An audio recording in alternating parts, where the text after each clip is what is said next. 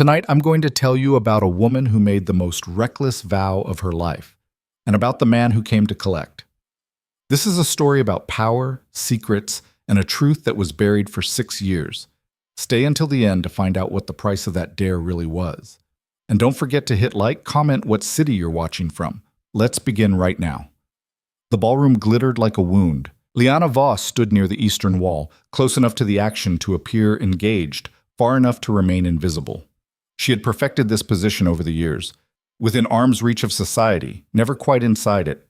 The coronation ball swirled around her in waves of silk and ambition, chandeliers dripping cold light onto the marble floor like frozen tears. She hated every second of it. "Look at her," someone whispered behind a fan. "Still playing strategist. Still acting like she belongs." Lyanna didn't turn. She'd learned not to.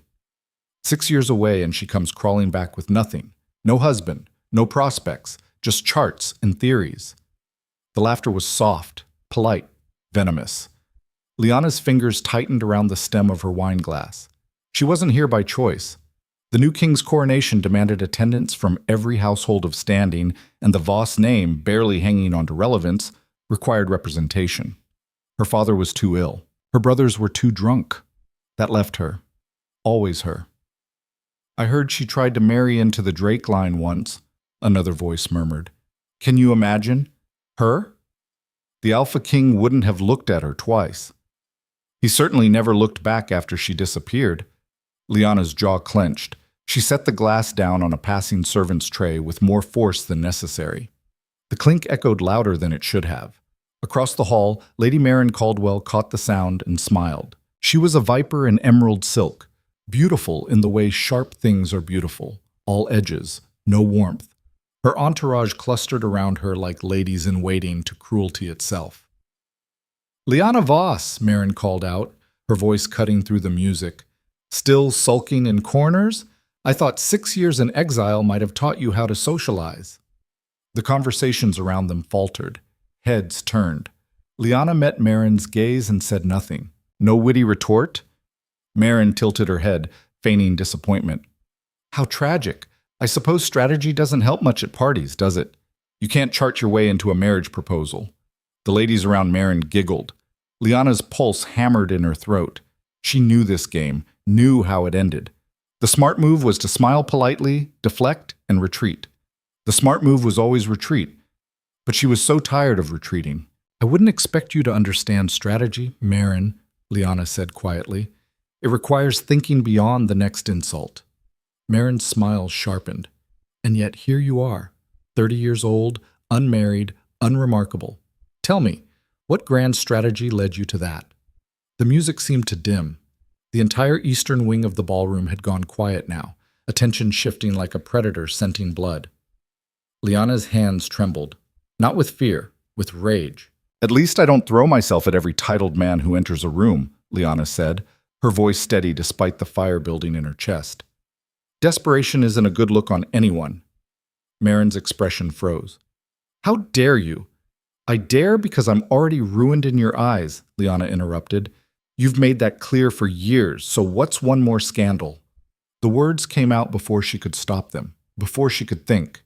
"In fact," Lyanna continued, her voice rising, "I'll prove just how little I care what you think. I'll kiss the first man who walks through that gate." She pointed toward the main entrance, where late arrivals were still trickling in. The room went silent. Maren's eyes widened, then narrowed with delight. "You can't be serious." "Deadly serious." Lyanna's heart was racing now, adrenaline drowning out reason. The first man through that gate, whoever he is. What if he's a servant? Then I'll kiss a servant. What if he's married? Then his wife can take it up with you. You seem to enjoy other people's misery. Maren laughed, a bright, cruel sound. "Oh, this is wonderful. Did you hear that, everyone? Lyanna Voss has finally lost her mind." The crowd murmured, some amused, some scandalized, all watching. Lyanna's stomach dropped. What had she just done? But she couldn't take it back, not now. Not with every eye in the room fixed on her, waiting to see if she'd break. "Well then," Maren purred, "let's see if you have the courage to follow through." The great doors stood across the ballroom, framed in gold and arrogance. Lyanna stared at them, her pulse thundering in her ears. Please let it be a servant, she thought desperately. Please let it be anyone harmless. The doors swung open. A man stepped through. The ballroom inhaled as one. He was tall, broad-shouldered, dressed in black and silver that caught the light like a blade. Dark hair, darker eyes, a face carved from stone and silence. He moved with the kind of authority that didn't ask for space. It simply took it. Lyanna's blood turned to ice. No, no, no, no. Well, Marin breathed beside her, practically vibrating with glee. It seems the gods have a sense of humor, after all. Because the man who had just entered wasn't a servant. He wasn't harmless. He was Kyle Drake, the Alpha King, and the man Lyanna had run from 6 years ago. That's Kyle Drake didn't attend parties. He tolerated them when politics demanded it, endured them when alliances required his presence, but he never attended them. Not in the way others did, laughing, dancing, pretending the world was anything other than a battlefield with better lighting. Tonight was no different. He'd come for the coronation because the new king was young, untested, and surrounded by jackals. Kale's presence was a reminder. Behave, or I'll remind you why my family has held the northern territories for 3 centuries. He hadn't planned to stay long, but then he'd heard her voice, Lyanna. He'd stopped just outside the ballroom doors, his hand on the frame, every muscle in his body going still. 6 years. 6 years since she'd disappeared from his life without a word, without a letter, without a God's-damned explanation. 6 years of silence that had carved a hole in him he'd learned to ignore. And now she was here, kissing the first man through the gate. Kyle's mouth curved into something that wasn't quite a smile. He pushed the doors open and stepped inside. The room reacted like he'd drawn a sword. Conversations died. People shifted, bowed, made space. He ignored them all. His eyes found Lyanna immediately. She stood frozen near the wall, her face pale, her eyes wide with something that looked like horror. Good. Kale crossed the ballroom in long, deliberate strides. The crowd parted around him like water. Lyanna Voss, he said, his voice carrying across the silence. I believe you made a promise. She didn't move, didn't breathe. Up close, she looked the same and entirely different. Same sharp features, same storm gray eyes, same posture that spoke of a mind constantly calculating 3 moves ahead. But there were shadows now. Under her eyes, in the set of her mouth. Exhaustion, wariness, secrets. Your Majesty, she said, her voice barely steady. I didn't what? Kyle stopped an arm's length away. Didn't mean it. Didn't expect me? Didn't think you'd have to face the consequences of your words. Her jaw tightened. It was a mistake.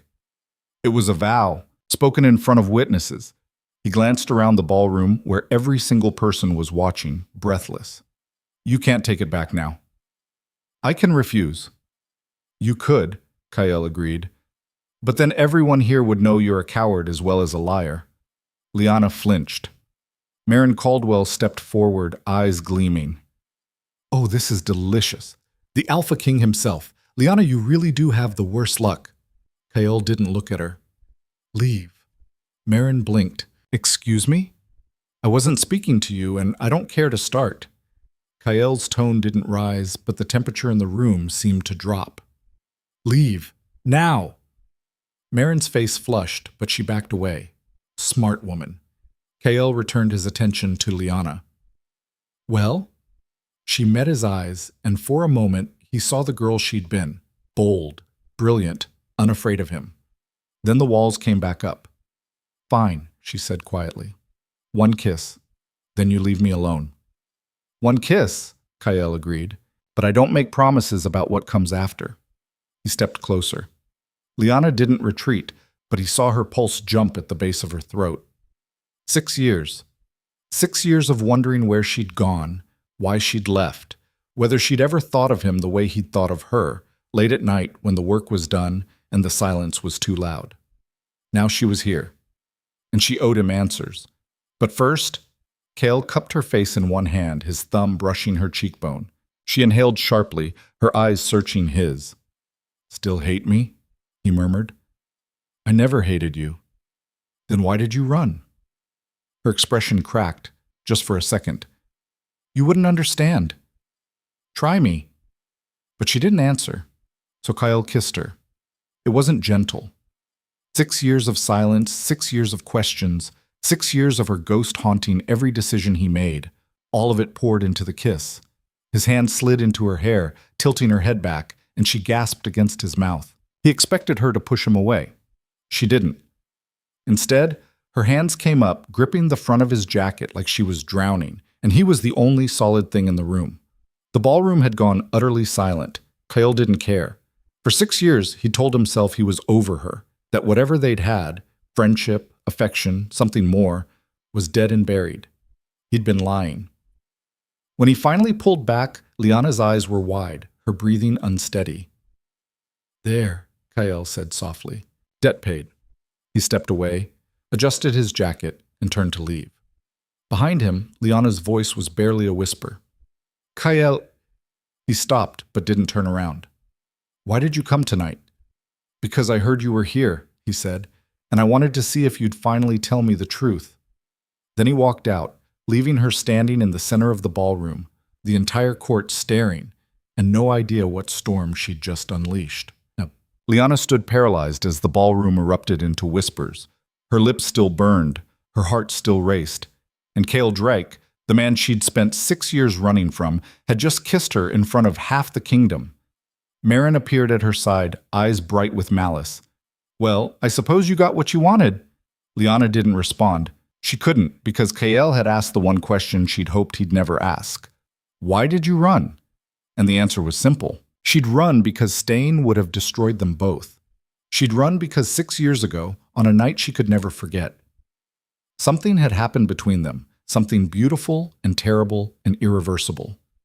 She'd run because 3 weeks later, she'd discovered she was pregnant. And she'd known, with absolute certainty, that if Kyle ever found out, the court would tear him apart. A bastard child, a stain on his legacy. A scandal that would weaken his position and give his enemies exactly what they needed. So she'd left. She'd disappeared into the countryside, far from the capital, far from politics, far from him. She'd raised their daughter alone, and she told herself it was the right choice. But now Kyle was back, and Lyanna had the sinking, terrible feeling that the truth she'd buried for 6 years was about to claw its way to the surface, whether she was ready or not. Kale made it halfway down the palace corridor before his composure cracked. He braced one hand against the stone wall, jaw tight, breathing hard. That kiss. He'd meant it as a challenge, a punishment, a reminder that she couldn't just walk back into his life and pretend the past didn't matter. But the moment his mouth touched hers, everything else had fallen away. And he'd felt it. The same pull. The same fire. The same God's damned ache he'd carried for 6 years. Your Majesty. Kale straightened, schooling his expression into neutrality. His second-in-command, Darius, stood a few paces away, concern etched into his scarred face. I'm fine. You don't look fine. I said I'm fine. Kale's tone left no room for argument. Darius hesitated, then nodded. The horses are ready. We can leave within the hour. Good. Kale started walking again, but his mind was still in that ballroom. Still on her, Lyanna Voss, the girl who'd been his childhood companion, his closest confidant, the one person who'd never treated him like a weapon or a throne. The woman who'd vanished without a trace. He'd searched for her. For months, he'd sent riders to every corner of the kingdom, chasing rumors, following dead ends, demanding answers no one had. Then his father had died, and the weight of the crown had crushed everything else. He told himself it didn't matter, that she'd made her choice. But seeing her tonight, seeing her and realizing she still had the power to unravel him with a single look, that was unacceptable. Darius? Kale said suddenly. Yes, Your Majesty? I want everything we have on Lyanna Voss, where she's been, what she's been doing, who she's been with.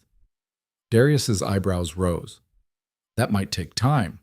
Then start now. Because Kale Drake didn't leave questions unanswered, and Lyanna owed him the truth, even if he had to drag it out of her himself. But Lyanna didn't sleep that night.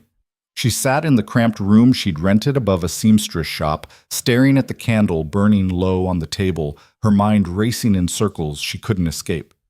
Kael had kissed her, in front of everyone. The scandal would be everywhere by morning, whispered in kitchens, debated in parlors, dissected by every gossip from the capital to the coast.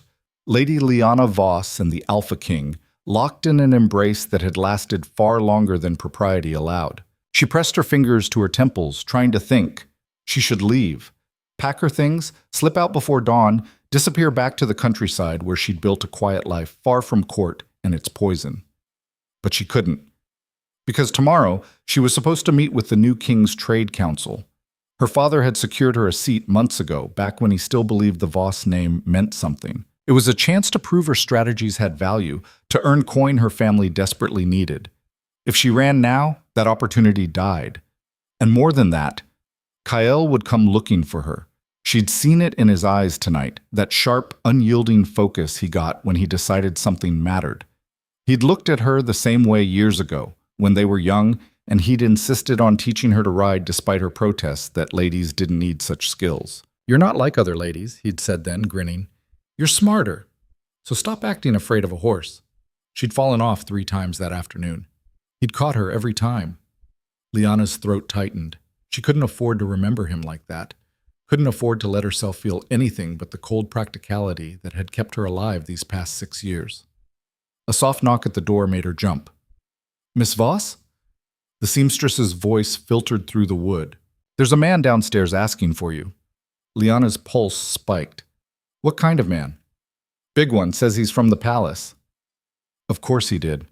Lyanna stood, smoothed her skirts, and descended the narrow stairs with her heart hammering against her ribs. The man waiting in the shop's front room wasn't Kael. He was older, scarred, built like he'd been forged for war rather than born into it. His eyes swept over her with the kind of assessment soldiers made, cataloging weaknesses, measuring threats. "Miss Voss," he said, "my name is Darius. I serve the Alpha King." "I know who you are." Lyanna kept her voice steady. "What do you want?" "His Majesty requests your presence tomorrow, noon, the Eastern Garden." "I'm busy tomorrow." "Cancel it." Lyanna's jaw tightened. "You can't just—" "I'm not asking." Darius's tone was polite, but there was steel underneath. "The king wants to speak with you, privately. You'll be there, or he'll come find you himself. Trust me when I say the second option is worse for everyone involved." He turned to leave, then paused at the door. "For what it's worth," he added quietly, "I've never seen him like this. Not in 6 years. Whatever you did to him, Miss Voss, it left a mark." Then he was gone. Lyanna stood alone in the dim shop, her hands shaking. She had one day to decide whether to face Kael and risk everything, or run again and lose the fragile stability she'd fought so hard to build. Neither option felt like winning. The Trade Council meeting was a disaster. Lyanna arrived early, her notes organized, her arguments rehearsed. She'd spent weeks preparing a proposal to restructure the southern shipping routes, a plan that would cut costs, reduce piracy, and strengthen the new king's economic position. She'd thought they might actually listen. They didn't. "Miss Voss," Lord Garrett said, barely glancing at her charts, "your father sent you in his place." "My father is ill. I've been managing our house's trade strategies for the past 4 years." "How quaint."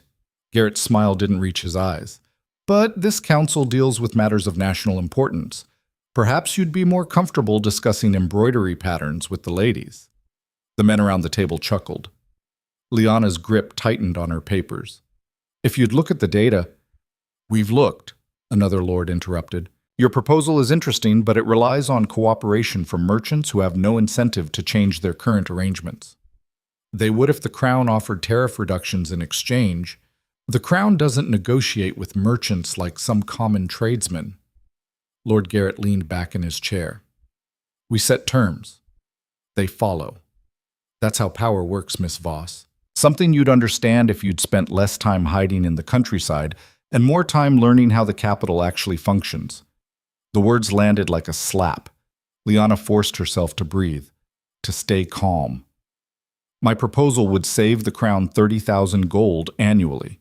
Your proposal is dismissed, Garrett waved a hand. We appreciate your enthusiasm, but leave the real work to those qualified to handle it. The meeting continued without her. Lyanna sat frozen in her chair, humiliation burning through her chest, as the men debated strategies she'd already accounted for in her notes. Strategies they'd ignored because she was a woman, because she was a Voss, because she dared to think her mind mattered more than her name. When the meeting finally ended, she gathered her papers and walked out with her head high and her hands trembling. In the corridor, she nearly collided with Marin Caldwell. Lyanna, Marin purred, how was your council meeting? Fine. Really, because Lord Garrett just told me it was adorable watching you try to understand economics. Lyanna didn't respond. You know what I think? Marin stepped closer, lowering her voice. I think you came back to the capital hoping to reclaim some past glory. But here's the truth. You were never important. You were just the girl Cale Drake pitied before he realized he could do better. Are we done? Not quite. Marin's smile sharpened. Everyone's talking about last night, about the kiss. And do you know what they're saying? They're saying the Alpha King was making a point, that he kissed you to humiliate you, to show the entire court that even someone like you isn't beneath his notice, which is the cruelest insult of all. Lyanna's stomach twisted. So run along, Marin continued. Run back to whatever hole you crawled out of, because you don't belong here. You never did. Lyanna walked away before she said something she'd regret. But Marin's words followed her, making a point, humiliating you. Was that what last night had been? She wanted to believe Kyle wouldn't do that the boy she'd known, the one who'd defended her against bullies, who'd listened to her theories about trade routes and military strategy like they mattered, wouldn't have changed that much. But 6 years was a long time, and she'd left him. Maybe humiliation was exactly what she deserved. The Eastern Garden was quiet at noon.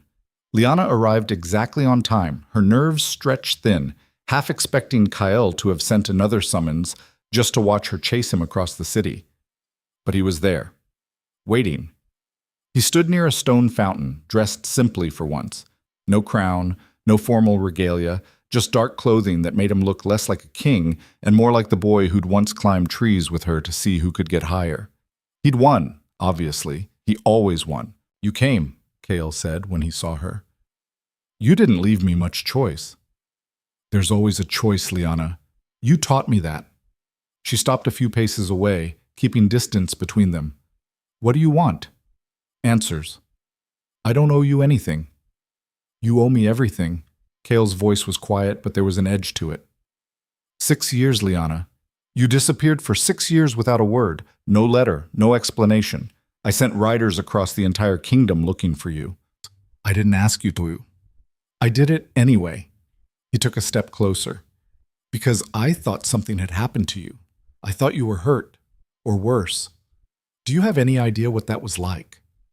Guilt twisted in her chest, but she shoved it down. I'm sorry you worried, but I had my reasons. Then tell me what they were. I can't. Can't or won't. Does it matter? Yes, Kale said, and the rawness in his voice made her flinch. It matters because 6 years ago we were... He stopped, jaw tight. We were something, Lyanna. Don't pretend we weren't. We were friends. We were more than that. We were children. I was 22, Kale snapped. You were 24. We weren't children, and you know it. Lyanna looked away. It was a mistake. What was? That night. All of it. Silence stretched between them, sharp and painful. When Kyle spoke again, his voice was cold. Is that really what you think? It doesn't matter what I think. It's the only thing that matters. No. Lyanna forced herself to meet his eyes. What matters is that I left. And you built a life without me. You became a king, a leader, everything you were supposed to be. So let it go, Kyle. Let me go. I tried, he said quietly.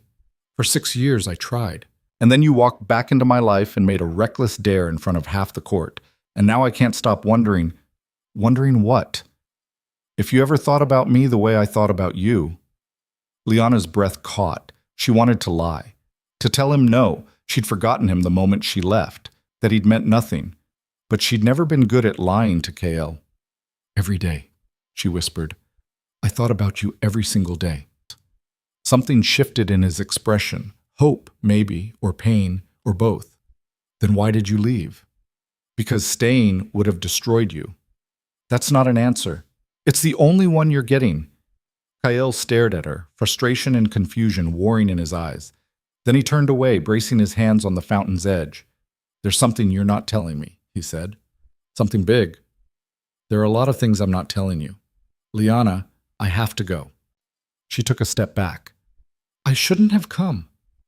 "If you run again," Kael turned to face her. "If you disappear again, I will find you, and next time I won't be this patient." "Is that a threat?" "It's a promise." Lyanna wanted to argue, to tell him he had no right to make demands, no claim on her life. But the truth was, he did. He just didn't know it yet. "Goodbye, Kael," she said softly. Then she walked away, her heart breaking with every step, knowing she couldn't keep running forever, but not ready to stop just yet. Kael watched her leave, every instinct screaming at him to follow. But he didn't, because forcing her to talk wouldn't work. Lyanna was too stubborn, too proud. Push her too hard, and she'd vanish again, this time for good. He needed a different approach. "Darius," he called.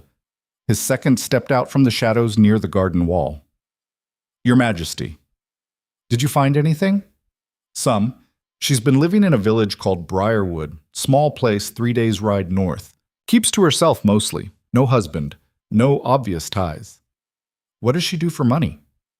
"Consulting work, from what I can gather. Helps merchants plan routes, advises on crop rotations. The locals say she's brilliant but strange, doesn't socialize much." That sounded like Lyanna. "Anything else?" Kael asked. Darius hesitated. "There's a rumor. Probably nothing." "Tell me anyway." "Some of the villagers mentioned seeing a child around her cottage. A girl, maybe 5 or 6 years old, but no one knows who she belongs to." Kael's blood went cold. "A child? Could be a niece or a ward, like I said. It's just a rumor." But Kael's mind was already racing. 6 years ago, Lyanna had disappeared. A child, 5 or 6 years old. The timing? No, that was impossible. If Lyanna had been pregnant, she would have told him. She wouldn't have hidden something like that, would she? Because staying would have destroyed you. Her words echoed in his mind, and suddenly they took on a different meaning. "Find out everything you can about that child," Kael said, his voice tight. "Name, age, who her parents are. I want answers by tomorrow." "Yes, Your Majesty." Darius left. Kael stood alone in the garden, his hands shaking. If Lyanna had his child, if she'd kept that from him for 6 years, he didn't know whether he'd forgive her or destroy everything around him trying. That night, Lyanna packed her bags. The Trade Council had rejected her proposal. Marin Caldwell was spreading rumors. And Kael was asking questions she couldn't answer. It was time to leave. She moved quietly through the rented room, folding clothes, gathering the few belongings she'd brought. Her hands were steady, her mind clear. This was the right choice. It had to be. A knock at the door froze her mid-motion. "Lyanna," Kael's voice, low and dangerous. "Open the door." Her heart stopped. How had he found her so fast? "Go away," she called. "Open the door, or I'll break it down." "You can't just—" The door shuddered under a heavy blow. Lyanna scrambled back as wood splintered. Another strike, and the lock gave way. Kael stepped inside, his eyes blazing. "Tell me the truth," he demanded. "Right now."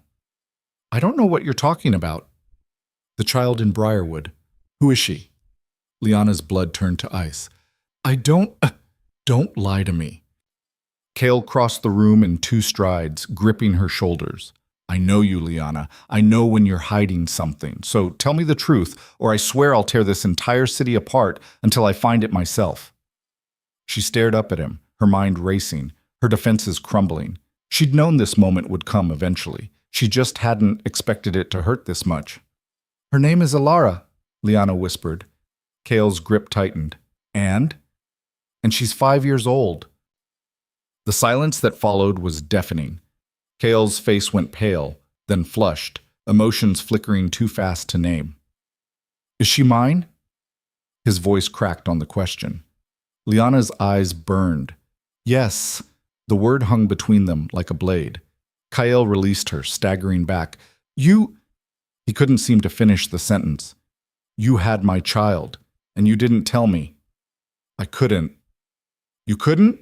His voice rose. I had a right to know. You had a kingdom to run, Lyanna shouted back. You think the court would have accepted a bastard child? You think your enemies wouldn't have used her to destroy you? She's my daughter. And I protected her. Tears streamed down Lyanna's face now. I protected both of you the only way I knew how, by leaving. Kyle stared at her, chest heaving. Where is she? He asked finally. Safe. Where is she? In Briarwood, with a woman I trust. Then that's where we're going. Kyle... Right now, Lyanna. We're leaving right now. Because I've missed 6 years of my daughter's life, and I'll be damned if I miss another second. He grabbed her wrist and pulled her toward the door. And Lyanna, for all her plans and strategies, couldn't think of a single reason to resist. They rode through the night. Kyle had commandeered 2 horses from the palace stables without explanation, ignoring the startled guards and the questions that would certainly follow. Lyanna sat behind him on the lead horse, her arms wrapped around his waist, her face pressed against his back as the city lights faded into darkness. Neither of them spoke. What was there to say? The truth hung between them like a weight, heavy, inescapable, changing everything. He had a daughter. Lyanna had hidden her for 6 years, and now they were racing toward Briarwood like the world itself was chasing them. The roads were rough this far north, little more than packed dirt and stone, winding through forests that seemed to close in tighter with every mile. Kyle pushed the horses harder than he should have, but he didn't care. 6 years. 6 years of his daughter's life, gone. First steps he'd never seen, first words he'd never heard. His jaw clenched so hard it ached. Kyle, Lyanna said quietly behind him, we need to rest the horses. No. They'll collapse if you keep this pace. Then they'll collapse. Kyle, don't! His voice came out harsher than he intended. Don't tell me what to do. Not after this. She fell silent. They rode on. By the time dawn broke pale and cold over the eastern hills, they'd covered nearly half the distance to Briarwood. The horses were lathered with sweat, their breathing labored. Even Kyle had to admit they needed to stop. He pulled off the road near a narrow stream, dismounting stiffly. His body ached from hours in the saddle, but he barely noticed. Lyanna slid down from the horse, stumbling slightly. She looked exhausted, dark circles under her eyes, her hair tangled from the wind, her dress rumpled and dusty. Good. She should be exhausted. She should feel a fraction of what he was feeling. There's an inn about 2 miles south, Lyanna said, her voice hoarse. We're not stopping at an inn. Kale led the horses to the stream, letting them drink. Someone might recognize me. Then at least let me explain. Explain what? He turned to face her. Explain why you stole 6 years from me. Explain why you decided I didn't deserve to know I had a child. I was trying to protect you. I didn't ask for your protection. You didn't have to. Lyanna's voice cracked. The moment I found out I was pregnant, I knew what would happen. The court would have torn you apart. Your enemies would have used it as proof you were unfit to rule. A bastard child, KL, that's all she would have been to them. A scandal, a weapon. She's my daughter. And she would have destroyed your future. You don't know that. Yes, I do. Lyanna's eyes were bright with tears she refused to let fall. Because your own mother told me. Kael froze. What? The night before I left. Lyanna's voice shook. She summoned me to her chambers. Told me she knew what had happened between us. Said if I stayed, if I let you tie yourself to someone like me, you'd lose everything.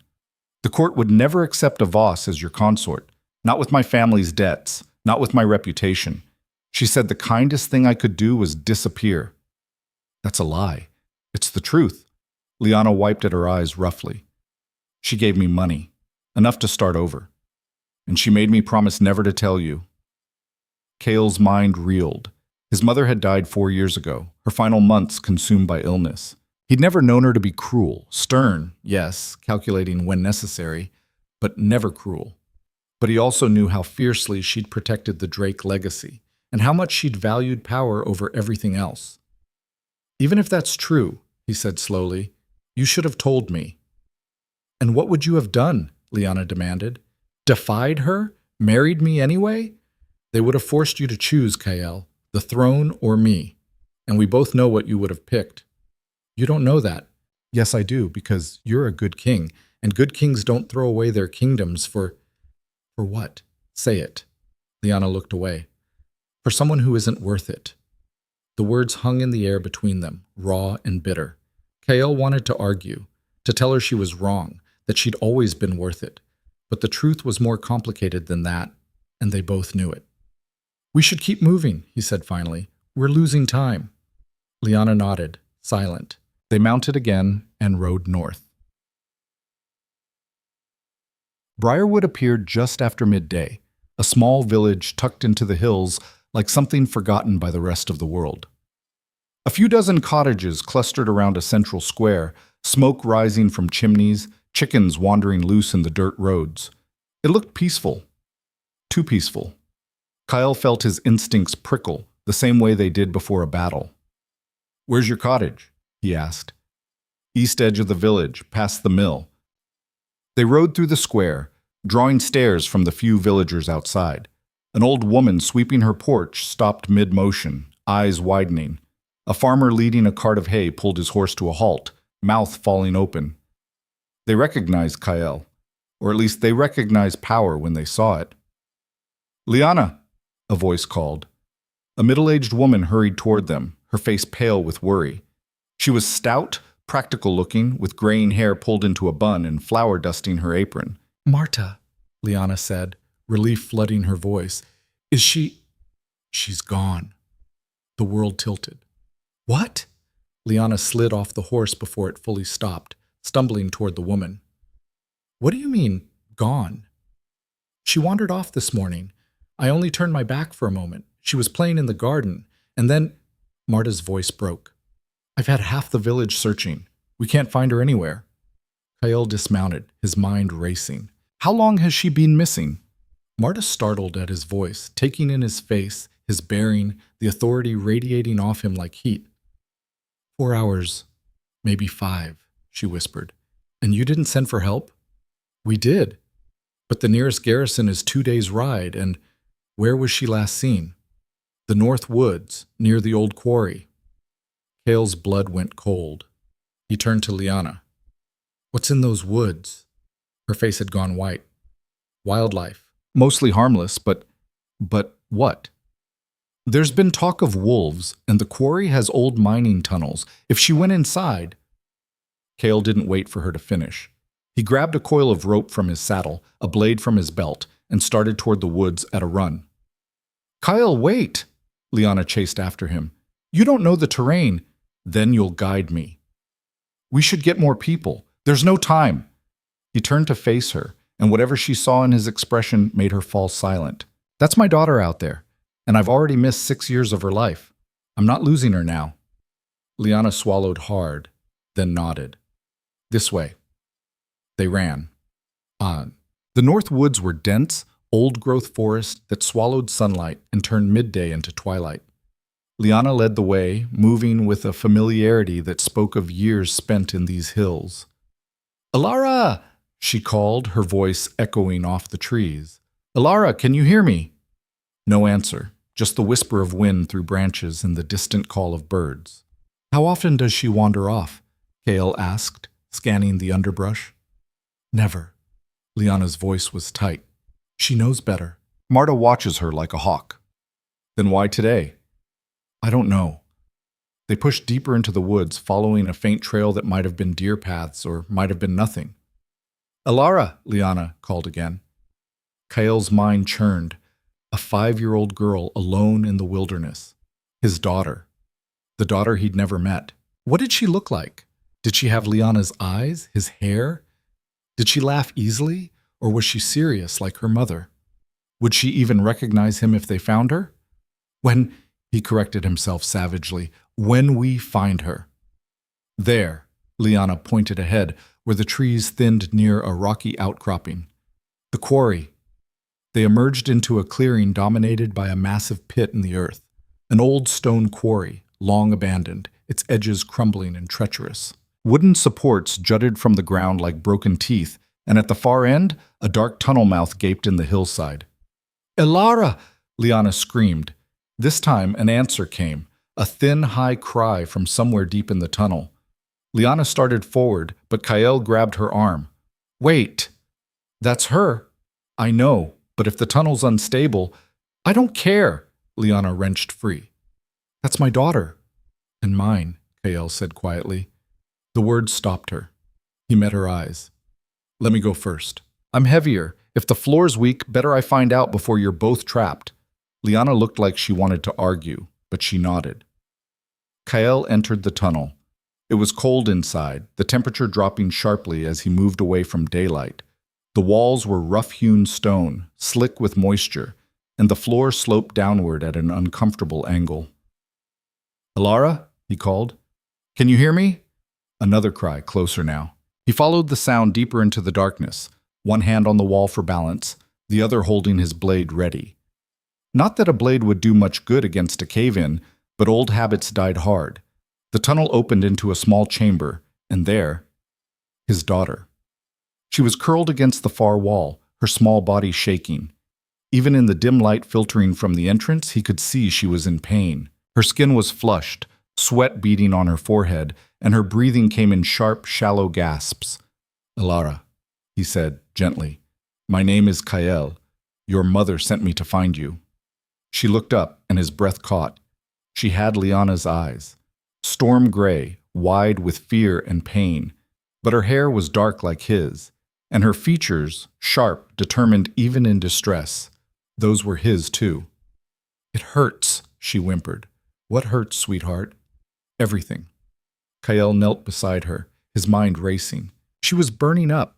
Fever, maybe, or... His blood froze. No, not possible.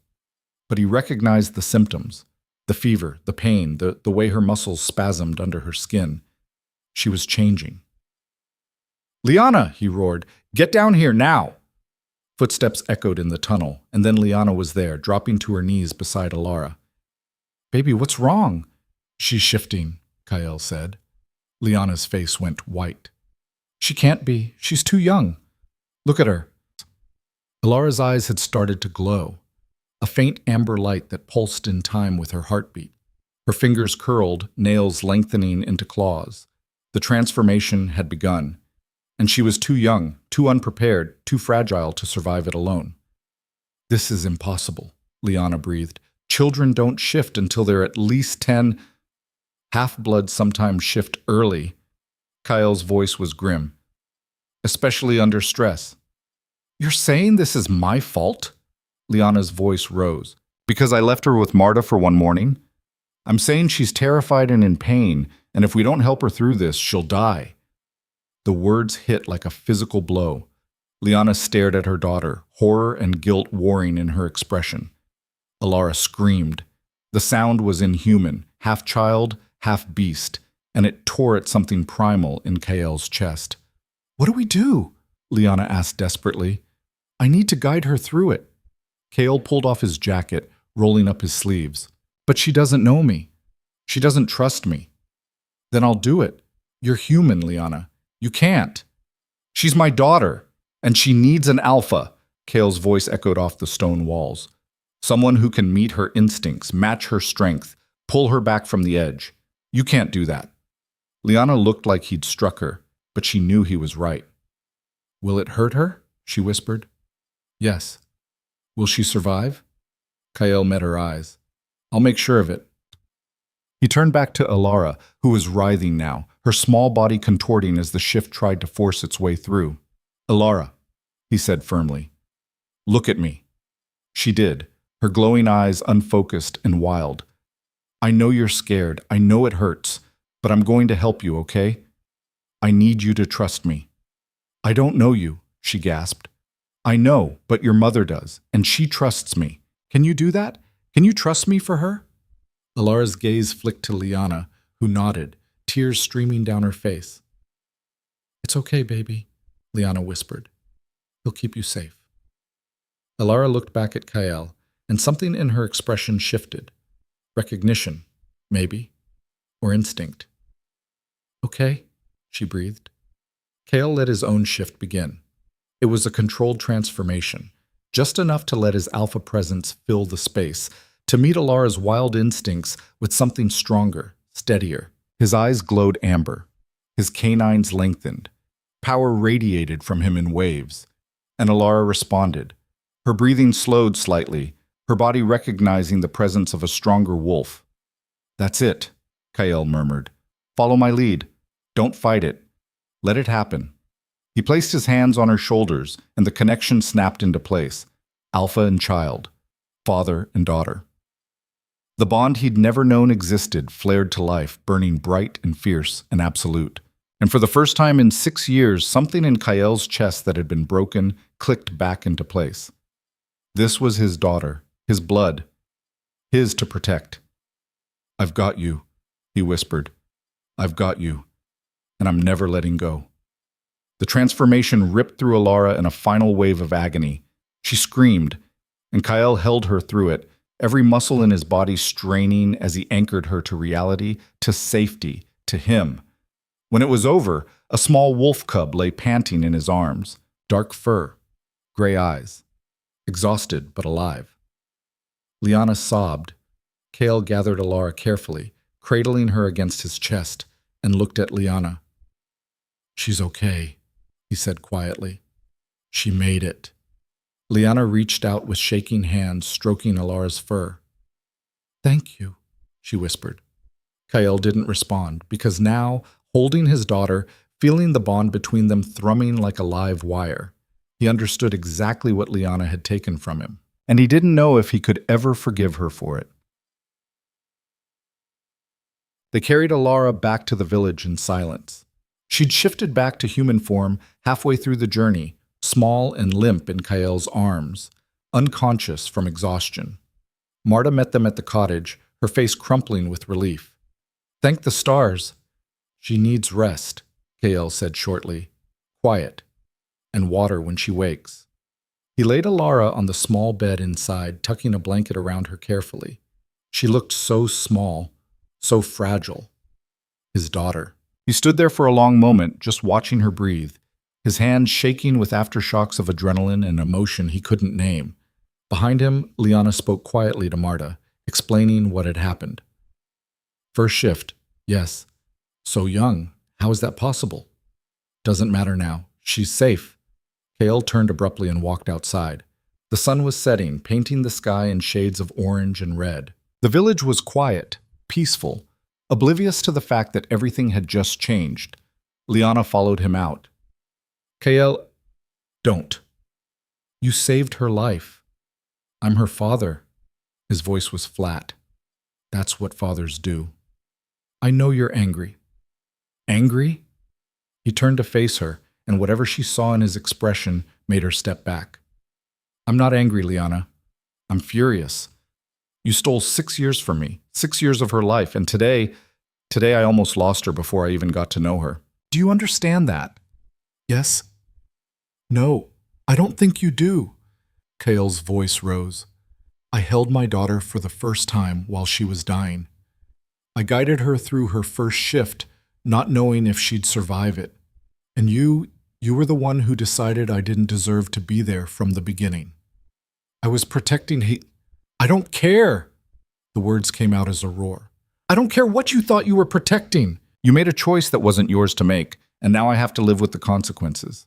We both do. Lyanna's face was pale, tears tracking down her cheeks. I'm sorry, she whispered. Sorry doesn't give me back what I lost. Silence fell between them, heavy and suffocating. Kael turned away, his hands clenched into fists. I'm taking her back to the capital, he said finally. What? She's my daughter, my heir. She belongs with me. Kael, you can't just... I can. He faced her again.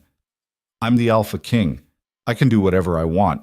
And what I want is my daughter in my life, where she should have been from the beginning. She's happy here. She almost died here. That wasn't... Lyanna's voice broke.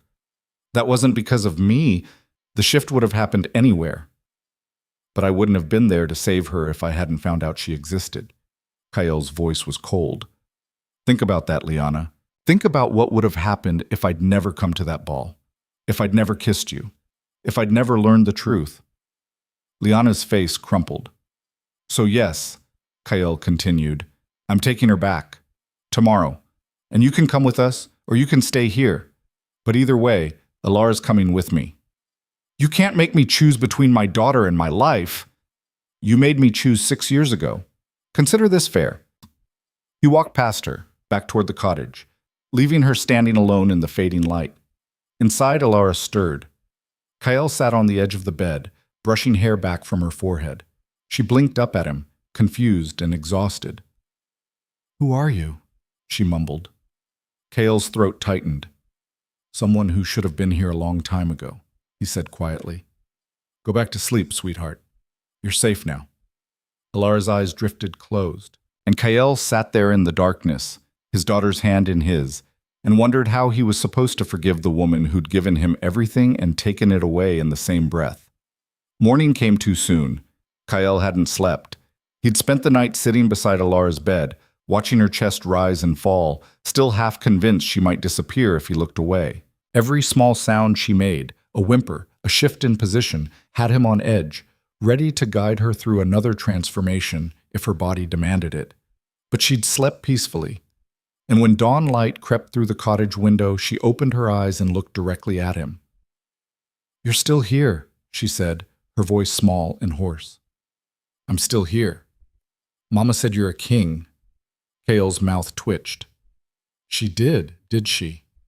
Are you really? Yes. Alara studied him with an intensity that reminded him painfully of Lyanna. Do you have a crown? Back home, yes. Can I see it? Maybe. Khal leaned forward slightly. How are you feeling? She thought about it. Weird, like my skin doesn't fit right. That's normal after a first shift. It'll pass. It hurt a lot. I know. But you helped. Her gray eyes were serious. Mama cried. She thought I was going to die. Khal's chest tightened. You're very brave, Alara. I was scared.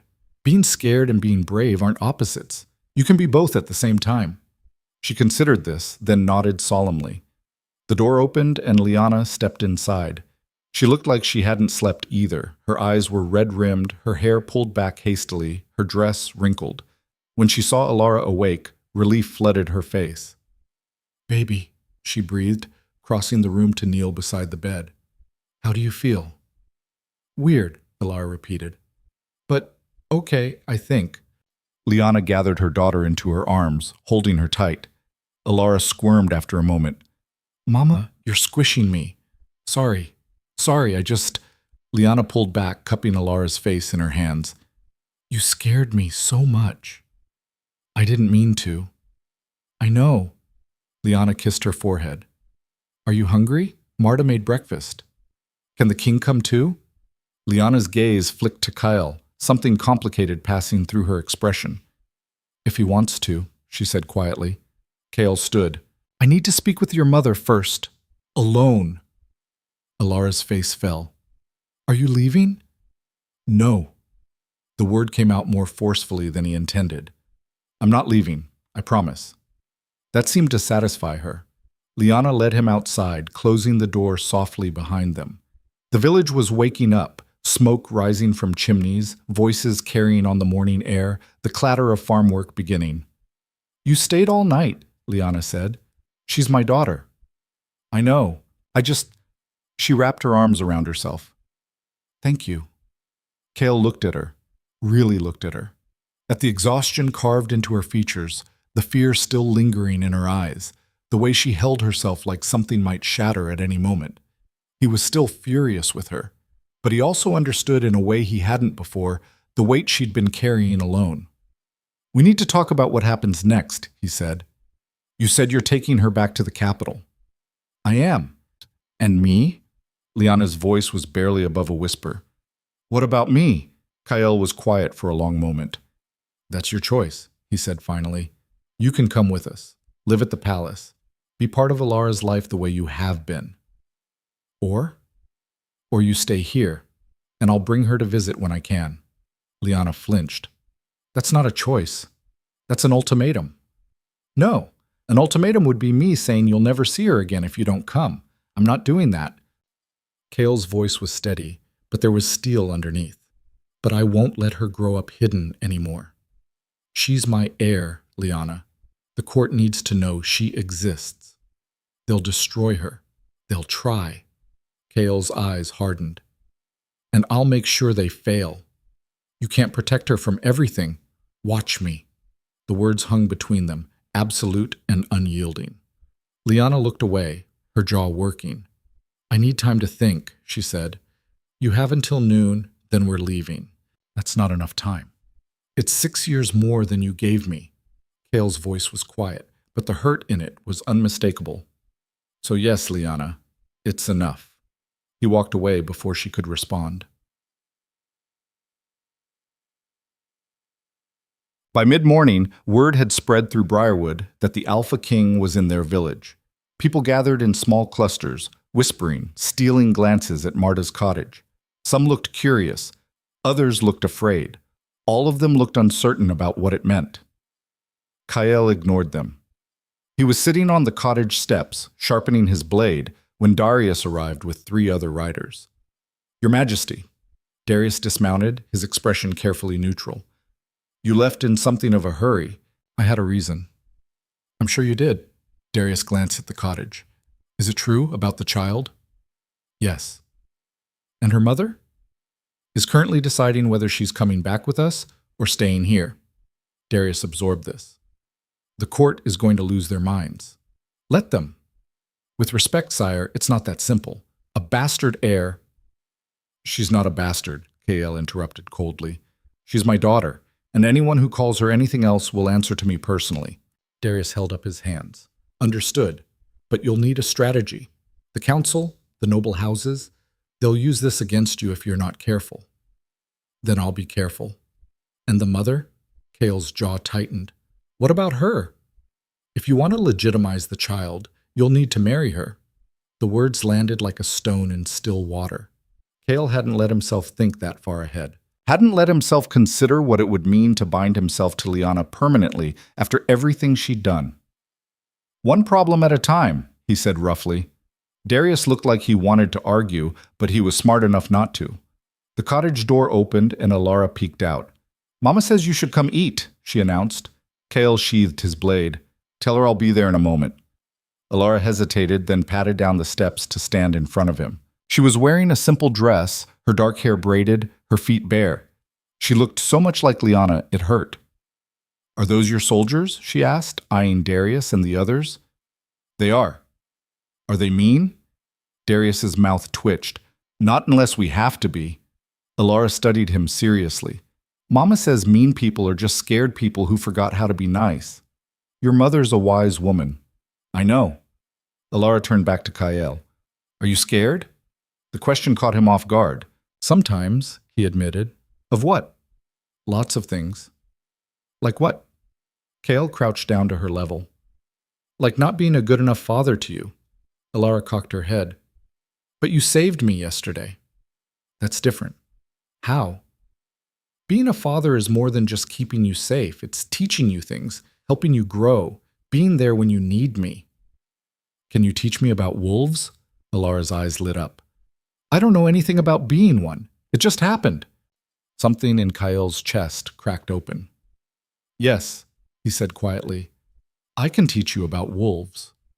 Alara beamed, and for the first time since he'd learned she existed, Kael felt something other than anger or hurt. He felt hope. Breakfast was tense. Lyanna had prepared eggs and bread, moving around the small kitchen with mechanical efficiency. Marta had excused herself, claiming she needed to check on a neighbor, but Kael suspected she just wanted to avoid the tension. Alara chattered happily, oblivious to the undercurrents between the adults. And then there was this cave, and it was really dark, and I got lost, and then everything started hurting. Alara, Lyanna said gently, eat your breakfast. I am eating. You're talking more than eating. Alara stuffed a forkful of eggs into her mouth, still grinning. Kael watched them together, the easy familiarity, the small gestures of affection, the way Lyanna knew exactly how Alara liked her bread toasted. 6 years of moments like this. 6 years he'd missed. "Have you made a decision?" he asked quietly. Lyanna's hand stilled. "Not yet. Noon is approaching." "I know what time it is." Alara looked between them, her smile fading. "What decision?" "Nothing you need to worry about, baby," Lyanna said quickly. "Are you fighting?" "No, you sound like you're fighting." Alara's voice went small. "Is it because of me?" "No," Kael said firmly. "This has nothing to do with you. Your mother and I just need to figure some things out." "But you're not going to leave, right?" Alara looked at him with wide, fearful eyes. "You promised." "I'm not leaving without you," Kael said. "I promise." "What about Mama?" The question hung in the air. Lyanna stood abruptly. "I need some air." She walked out. Alara's lower lip trembled. "Did I say something wrong?" "No, sweetheart." Kael reached across the table, squeezing her hand gently. "You didn't do anything wrong. Your mother just has a lot on her mind." "Because of me?" "Because of me." Kael's voice was gentle. "I'm the one making things complicated." Alara frowned. "But you saved me. That's not complicated." "You'd be surprised how complicated things can get, even when you're trying to do the right thing." She thought about this, then brightened. "Mama says when things are complicated, you should make a list and cross things off until they're not complicated anymore." Despite everything, Kael smiled. "That sounds like something your mother would say." "Does it work?" "Sometimes." "Then maybe you should try it." Out of the mouths of children, Kael stood. "Finish your breakfast. I'll be back soon." He found Lyanna behind the cottage, staring out at the hills. "She's asking questions," he said. "I heard." "We can't keep avoiding this conversation." "I'm not avoiding it." Lyanna turned to face him. "I'm trying to figure out how to give her the life she deserves without destroying everything I've built here." "What life is that, exactly?" Kael gestured at the cottage, the village beyond. "Hiding? Pretending her father doesn't exist? Hoping she never shifts again in front of the wrong people? She's been happy here." "Has she?" Kael's voice was quiet. "Or has she just not known anything else?" Lyanna flinched. "I'm not trying to hurt you," Kael continued, "but you have to see that this—" He gestured around them. "This isn't sustainable. Not anymore. Not after what happened yesterday. So what do you want me to do? Pack up my entire life and move to the capital where everyone will hate me?" "Yes." The bluntness of it seemed to shock her. "Just like that?" Lyanna's voice rose. "Uproot everything, put myself and Alara in the middle of a court that will see us as threats or scandals or worse." "They'll see you as what you are," Kael interrupted. "The mother of my heir. And if they have a problem with that, they'll answer to me." "You can't protect us from everything." "Stop telling me what I can't do." The words came out harsher than he intended. "You made that decision 6 years ago. You decided I couldn't handle the truth, couldn't protect you, couldn't be the father Alara needed. And you were wrong, Lyanna. About all of it." She stared at him, tears streaming down her face.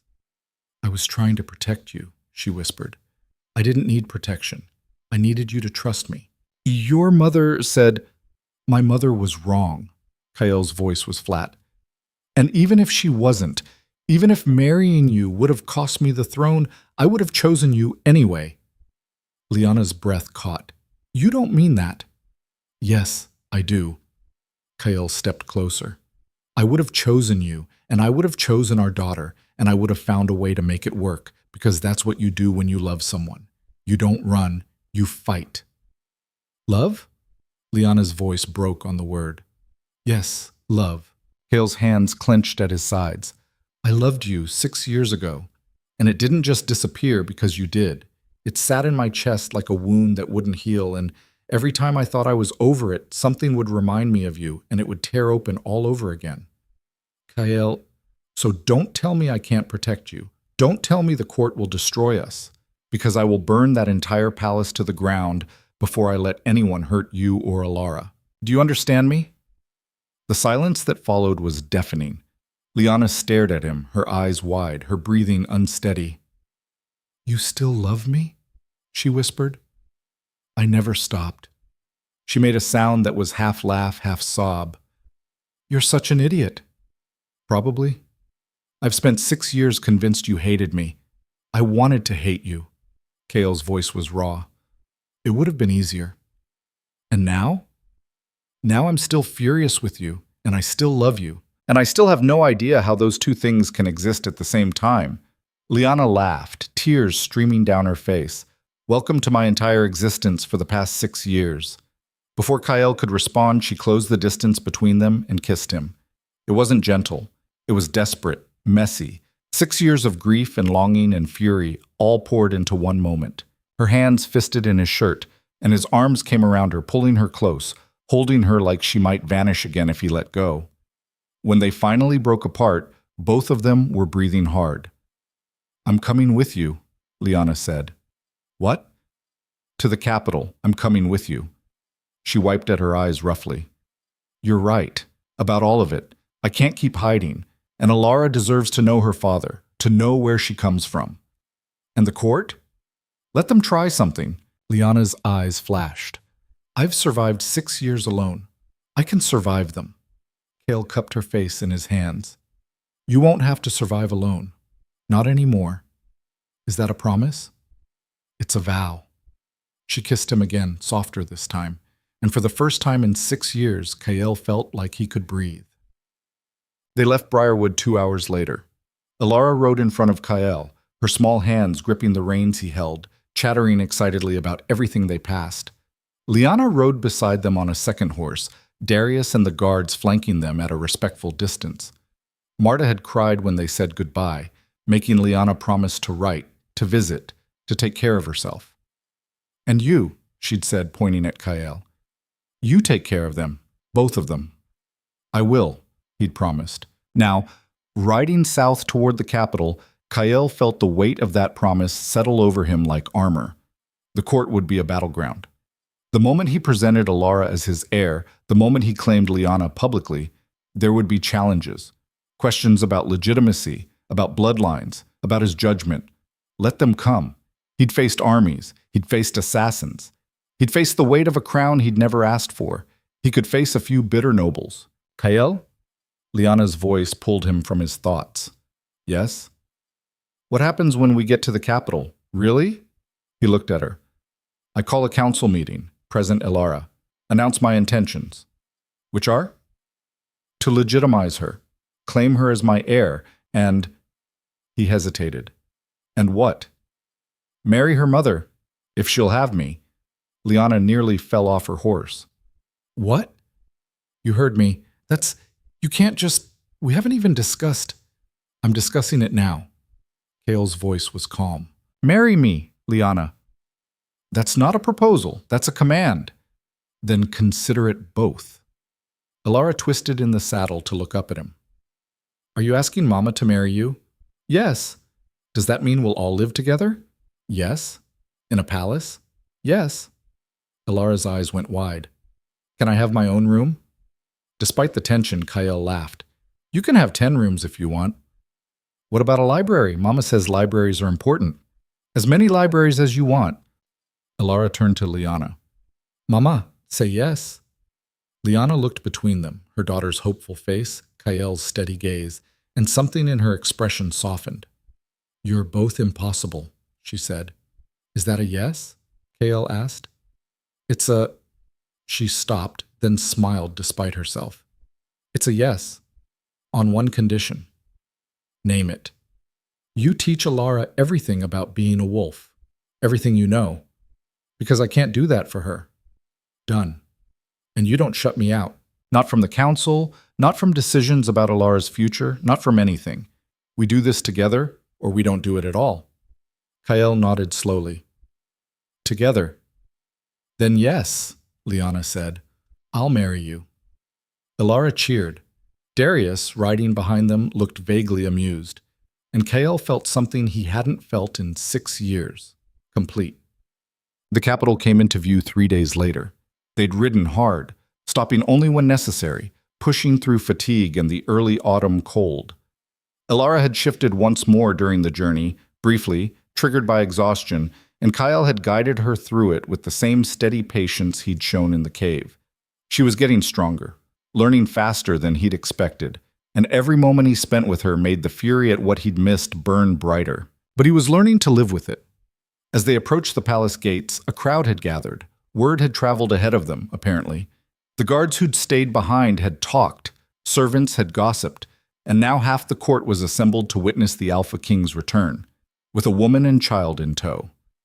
Kale ignored the stares. He dismounted, then lifted Elara down, keeping her close. Lyanna joined them, her chin raised, her expression calm despite the whispers rippling through the crowd. Lord Garrett stepped forward, his face carefully neutral. "Your Majesty, we weren't expecting you back so soon."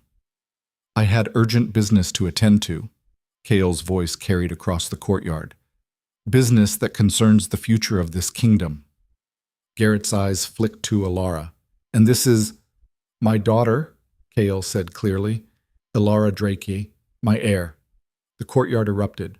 Shouts of shock, protest, disbelief. Nobles turning to each other, faces flushed with outrage or calculation. Guards shifting nervously, unsure where to look. Kale let them react. Then he raised a hand, and silence fell like a guillotine. "I will be calling a formal council meeting tomorrow," he said, "where I will address questions and concerns in the proper venue. Until then, anyone who has a problem with my daughter's existence is welcome to take it up with me. Personally." No one moved. "Good." Kale turned to Lyanna, offering his arm. "Shall we?" She took it, and together they walked into the palace. Elara between them, the court parting like water around them. And for the first time since he'd kissed Lyanna in that ballroom, Kyle felt like he'd finally taken back control of his life. Whatever came next, challenges, scandals, political warfare, he'd face it. But he wouldn't face it alone. Not anymore. The palace felt different with Elara in it. She made noise, laughter echoing through corridors that had known only whispers and political maneuvering for decades. She asked questions servants weren't used to answering. She left toys in council anterooms and demanded bedtime stories from guards who'd never read to a child in their lives. She was chaos and joy wrapped in a 5-year-old body. And the court had no idea what to do with her. Kyle had given Lyanna and Elara adjoining rooms in the royal wing, scandalous in itself, given they weren't married yet, and made it clear that anyone who objected could take it up with him personally. No one did. But that didn't stop the whispers. The night before the council meeting, Kyle found Lyanna standing on the balcony outside her room, staring out at the city lights. "Can't sleep?" he asked. She glanced back at him. "Elara finally went down an hour ago. She wanted to explore every room in the wing." "Did you let her?" "Of course not, but I promised we'd do it tomorrow." Lyanna turned back to the view. "This is a mistake, isn't it?" "Which part?" "All of it. Coming here. Letting you claim her. Agreeing to marry you." Her voice was quiet. "I keep thinking about what your mother said. About how this will destroy you." Kyle stepped beside her, close enough that their shoulders brushed. "My mother was a brilliant woman," he said. "But she was wrong about this. About you." "You don't know that." "Yes, I do." He turned to face her. "Because in 3 days, you've done more for Elara than the entire court could do in a lifetime. You've kept her safe, raised her strong, taught her to think. That's not weakness, Lyanna. That's power. Power doesn't matter if the council votes against legitimizing her. They won't. You can't guarantee that. Watch me." Lyanna looked at him, something fragile and hopeful in her expression. "Why are you so sure?" "Because I've spent 6 years ruling these people. I know exactly which levers to pull and which threats to make. And tomorrow," Kale's voice hardened, "tomorrow, I'm pulling all of them." "What?" The council chamber was packed. Every noble house with a seat had sent representatives. Every minor lord with a grievance had found an excuse to attend. The room buzzed with tension, anticipation, barely concealed hostility. Kyle sat at the head of the table, Lyanna to his right, Darius standing behind him. He'd left Elara with Marta, who'd traveled to the capital at Lyanna's request. No need to subject his daughter to this particular kind of warfare. Not yet. Lord Garrett cleared his throat. "Your Majesty." Thank you for calling this meeting. I didn't call it for your benefit, Kael said flatly. I called it because protocol demands it. So let's dispense with the pleasantries. You all know why you're here. The child, someone said from the back. My daughter, Kael corrected. Lyanna Drake. And yes, before you ask, she's mine. Blood tested, bond confirmed. Any questions about her parentage can be directed to the royal physicians who've already verified it. Murmurs rippled through the room. Lady Marin Caldwell stood, her expression sharp. With respect, Your Majesty, the issue isn't whether she's yours. It's whether she can be legitimized. Bastard children have no claim to— She's not a bastard, Lyanna said quietly. All eyes turned to her. Marin's smile was poisonous. I'm sorry, but unless you were secretly married 6 years ago— We weren't, Lyanna admitted. But that doesn't make her illegitimate in the eyes of wolf law. An alpha's blood claim supersedes human marriage customs. You know this. Human marriage customs are what hold this kingdom together, Garrett interjected. We can't simply ignore it, but you ignore them when it's convenient, Kael interrupted. Half the men in this room have bastards they've acknowledged without consequence. The only difference here is that my daughter will inherit. Exactly the problem, an older lord shot to his feet. You're asking us to accept a child born out of wedlock as the future ruler of this kingdom. I'm not asking. Kael's voice cut through the noise like a blade. I'm informing you. Lyanna is my heir. That's not up for debate. Then what are we doing here? Marin demanded. You're here because I'm giving you the courtesy of hearing your concerns before I disregard them entirely. Kael leaned back in his chair. So speak. Get it out of your systems. Then we move forward. Chaos erupted. Nobles shouting over each other, accusations flying, old grudges surfacing dressed as political objections. Lyanna sat through it with her spine straight and her face impassive, but Kael saw her hands trembling in her lap. He reached over, covering them with his own. She glanced at him, surprised. He didn't let go. After 10 minutes of shouting, Kael raised his hand. Silence fell. Are you finished? He asked. No one answered. Good. Then here's what's going to happen. Kael stood, his presence filling the room. Tomorrow, I will formally acknowledge Lyanna as my daughter and heir in front of the entire court. The day after that, I will marry her mother in the palace chapel. Anyone who has a problem with either of those things is welcome to challenge me, personally. You can't threaten us into, Garrett started. It's not a threat. It's an invitation. Kael's eyes were cold.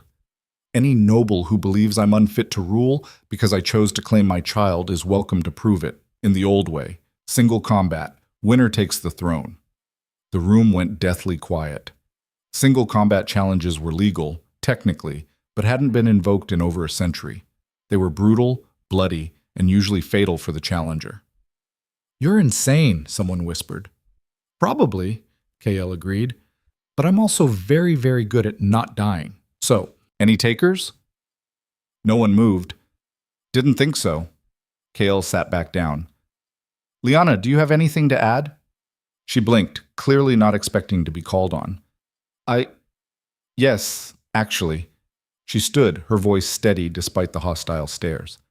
I know most of you see me as an opportunist, someone who trapped the Alpha King and is now trying to climb above her station.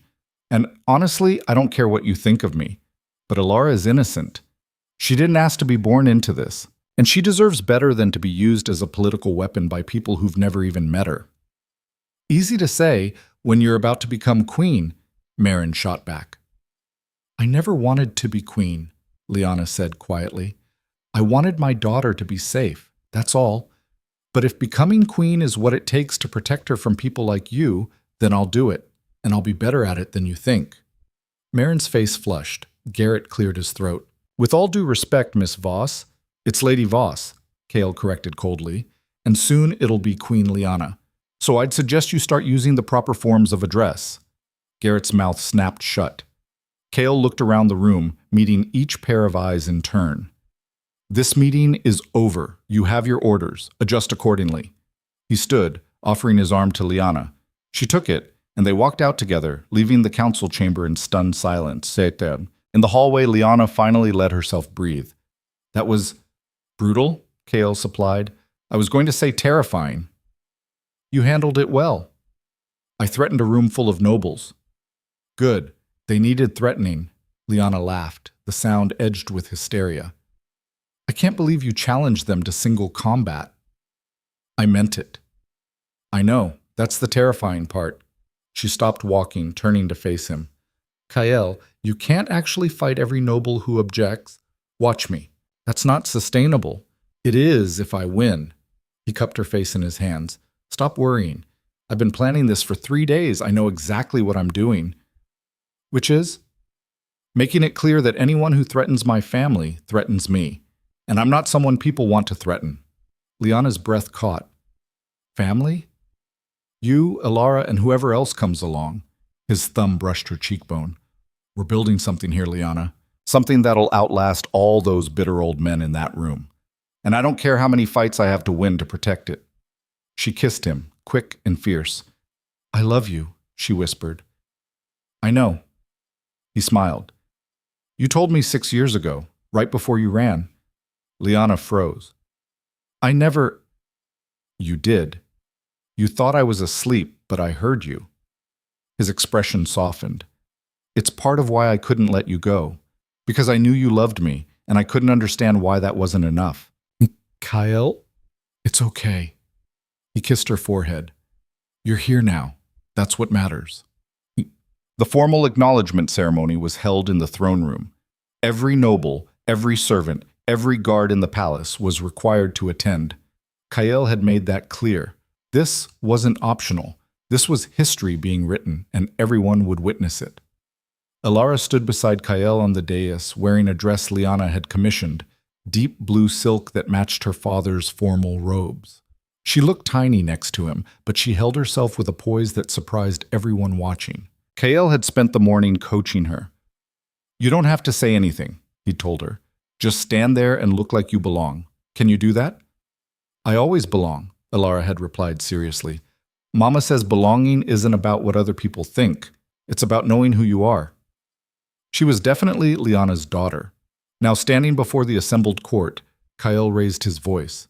6 years ago, he said, I made a mistake. I let someone I cared about leave because I thought it was what she wanted. I spent 6 years believing I'd lost her. But what I actually lost was time. Time with the woman I loved. Time with the daughter I didn't know existed. He looked down at Elara, who looked up at him with those serious gray eyes. This is Elara Drakey, Kael continued. My daughter. My blood. My heir. And from this day forward, anyone who questions her legitimacy questions me. Anyone who threatens her answers to me. And anyone who tries to use her as a political weapon will learn exactly what happens when you cross an alpha protecting his family. The room was silent. Kael placed his hand on Elara's shoulder. Do you accept this responsibility, Elara? To one day lead these people? To carry the Drake name and everything it means? Elara had practiced this part.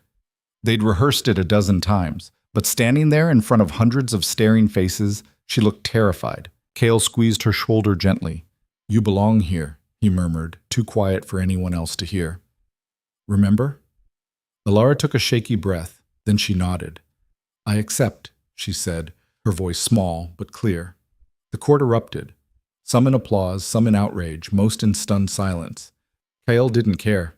He'd just given his daughter the world, and anyone who tried to take it from her would have to go through him first. The wedding was 3 days later. Lyanna had wanted something small, just family, maybe a few witnesses, but Kael had insisted on a full royal ceremony, not for show, but for certainty. He wanted every noble in the kingdom to see him bind himself to Lyanna, wanted them to understand that this wasn't a political arrangement or a temporary measure. This was permanent. The chapel was packed.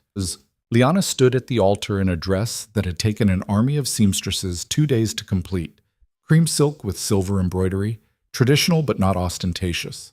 Her hair was pulled back, her face pale but composed. Kael stood across from her in formal black, his expression unreadable to everyone except her. She could see the tension in his shoulders, the way his jaw was set, the absolute determination in his eyes. He'd fought for this. For her. For them. The officiant droned through the traditional vows, but Kael barely heard them. All he could focus on was Lyanna. The way she looked at him like he was the only person in the room. The way her hands trembled slightly when he took them in his. "Do you, Kael Drake, take this woman?" "I do," Kael said before the officiant finished. A ripple of amusement went through the crowd. The officiant coughed. "And do you, Lyanna Voss?" "I do," she said firmly. "Then by the power vested in me—" "We're done," Kael interrupted. "I can kiss her now, right?" The officiant looked flustered. "Well, technically—" Kael kissed her anyway. The chapel erupted in applause, some genuine, some polite, some forced. Kael didn't care about any of it, because Lyanna was kissing him back, her hands fisted in his jacket, tears streaming down her face. When they finally broke apart, she was laughing. "You couldn't wait 10 more seconds?" "I've waited 6 years," Kael said. "I'm done waiting." The celebration lasted 3 days. Feasts, dancing, toasts from nobles who'd been cursing Lyanna's name a week earlier. It was exhausting and performative and necessary, but the nights were theirs.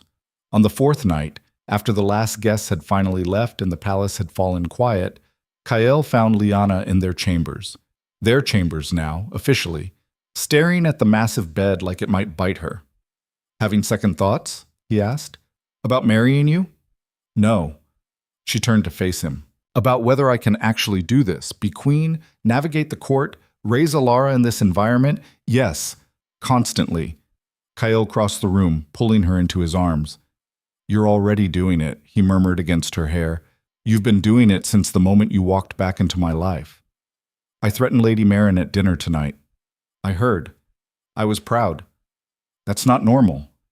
Nothing about us is normal." Kael pulled back to look at her. "We've never been normal, Lyanna. Even when we were young, we were different," she finished. "I know.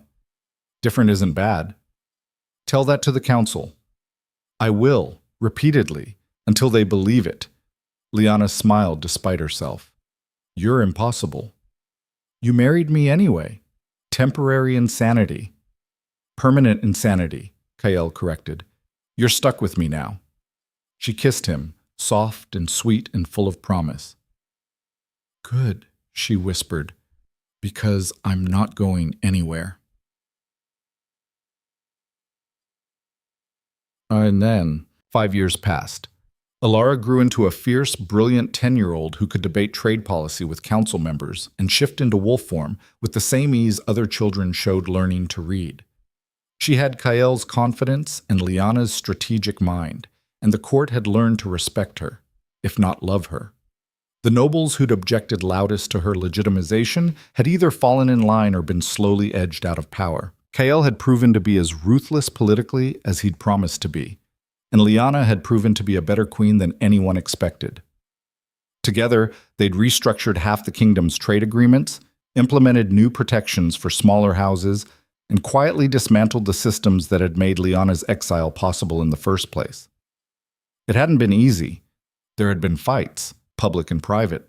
There had been moments when Lyanna had wanted to pack Alara up and run back to Briarwood. There had been nights when Kael had sat in his study, head in his hands, wondering if he'd made the right choice. But they'd survived. And more than that, they'd built something worth surviving for.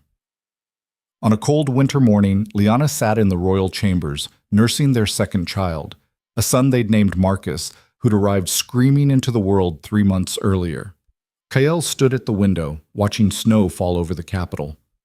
"What are you thinking about?" Lyanna asked. "That ball," he said. 6 years ago, when you made that reckless dare." "You mean the worst decision of my life?" "The best decision," Kael corrected, turning to face her. If I hadn't walked through those doors at that exact moment, we would have found our way back eventually," Lyanna said softly. "I think we were always meant to." "You believe in fate now?" "I believe in us." Kael crossed the room, sitting beside her on the bed, careful not to disturb Marcus. "He looks like you," Lyanna observed. "Poor kid," she laughed.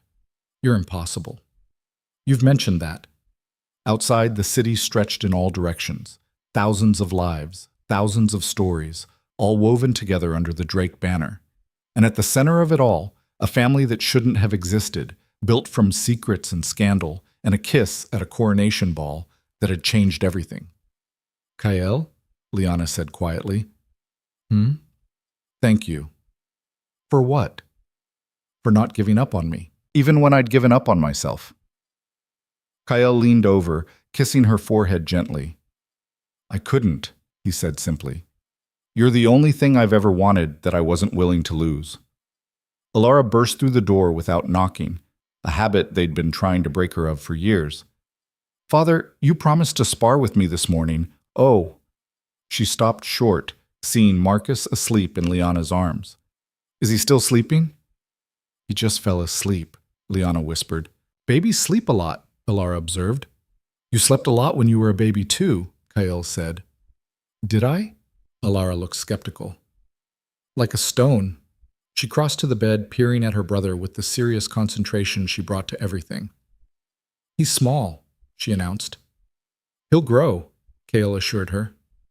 Will I have to teach him things, like you taught me? Probably. Alara considered this.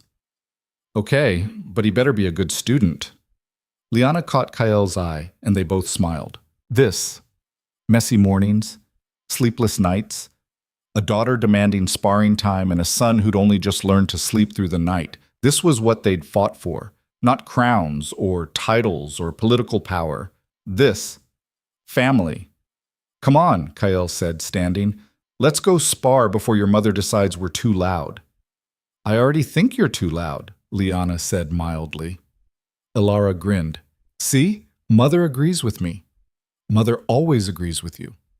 Because Mother is smart. Kale laughed, ruffling Alara's hair as they headed for the door. At the threshold, Alara paused, looking back at Lyanna. I'm glad you came back, she said.